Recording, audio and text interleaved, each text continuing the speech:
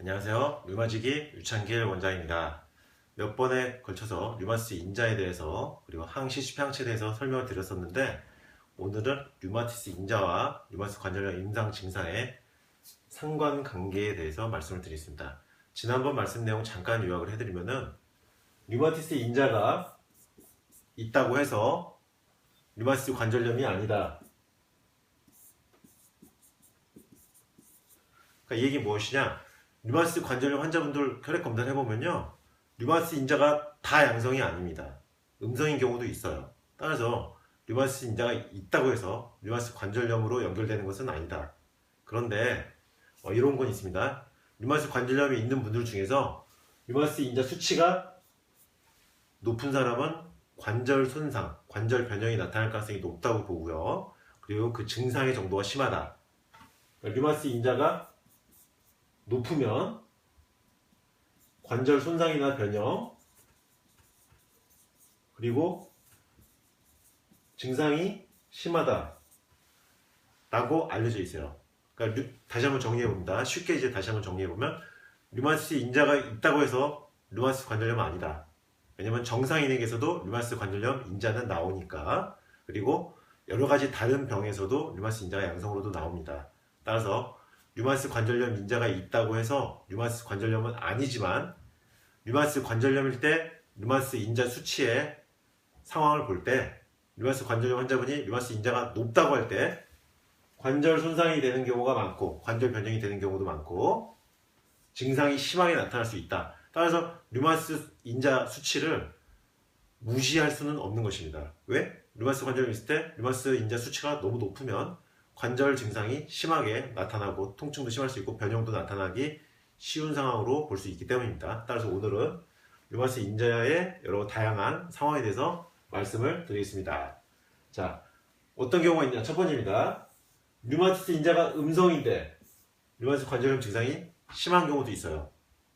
그러니까 류마티스 관절염 증상과 류마티스 인자는 사실은 명확한 인과관계가 성립되지는 않습니다. 이렇게 음성일 때도 증상이 심할 수가 있어요. 실제적으로 임상에서 보면요. 그리고 양성일 때, 류마티스 인자가 양성인데 관절염 증상은 가볍다, 이런 경우도 있죠. 그러니까 음성 범위인데 류마티스 관절염의 경우도 있고, 류마티스 인자가 양성인데 류마티스 증상은 그렇게 심하지 않은 경우도 있다.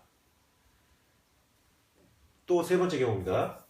류마티스 인자는 낮은데 류마티스 관절염 증상은 심한 경우 있어요. 실제적으로 임상에서 볼 수가 있어요. 류마티스 인자 수치가 낮은데 증상은 굉장히 아프고 심하다. 반대로 네 번째 경우, 류마티스 인자가 높은 편인데 류마티스 관절염 증상은 가볍다. 류마티스 관절염 증상이 전혀 심하지 않다. 인자 수치가 높은데. 그러니까 이렇게 다양한 경우가 있습니다. 물론 이게 일반적이진 않습니다. 이런 경우도 있다는 거예요. 보통은 류마티스 인자 수치가 아주 높을 경우에 류마티스 관절염 증상은 심한 경우가 많고, 관절 변형도 심하게 나타나는 경우가 많다는 것입니다. 그렇지만은 반드시 그런 것이 아니고 이런 경우들도 있다는 것을 꼭 아셔야 됩니다. 그러면 류마티스 인자가 높지 않았는데 어느 시점부터 류마티스 인자가 급격하게 상승된다. 그러면서 류마티스 관절염 증상이 심해진다. 이런 경우가 있어요. 이 경우는 무엇을 얘기하느냐?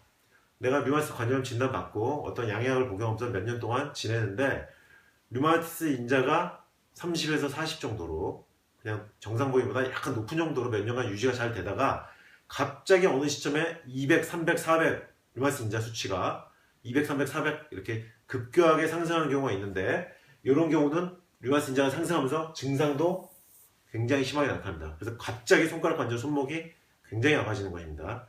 이렇게 류마티스 인자가 괜찮다가 30, 40대로 유지되다가 갑자기 몇백 단위로 올라가 버린 경우는, 그러면서 증상이 심해진 경우는 반드시 류마티스 인자 수치가 낮아져야만 그 증상이 심해졌던 것이 가라앉을 수가 있습니다.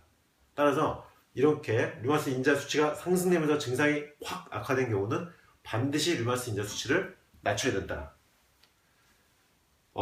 류마티스 인자 수치와 류마티스 관절염 증상이 반드시 일치하는 것은 아니다 라고 말씀드렸죠. 그러나 근본적인 치료보다 근본적인 임상적 관해 상태에 도달하기 위해서는 류마티스 인자 수치가 떨어져야 하는 경우가 많습니다. 그러니까 양성이었던 류마티스 인자 수치가 음성으로 떨어지거나 아니면 치료 시작 당시에 류마티스 인자 수치보다는 떨어져야 됩니다.